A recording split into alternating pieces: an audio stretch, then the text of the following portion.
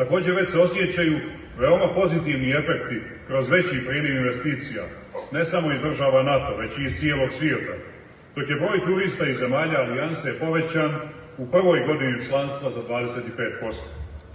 Stabilnost i ojačana bezbjednost snažno doprinose stvaranju najvažnijeg prioriteta naše državne politike, bržeg ekonomskog, institucionalnog i demokratskog razvoja.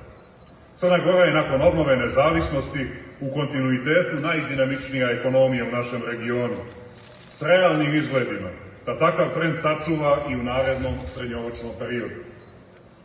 Takođe, kontinuirani i sistematični razvoj institucija, kao i unapređenje vladavine prava, pouzdan su temelj sigurnosti građana i demokratske emancipacije crnogorskog društva. Koristim priliku da posebno naglasim značaj našeg članstva u NATO i za region u kojem živimo. Sa zakašnjenjem iz poznatih razloga, Zapadni Balkan se ipak opredijelio za integraciju u evropski sistem vrijednosti.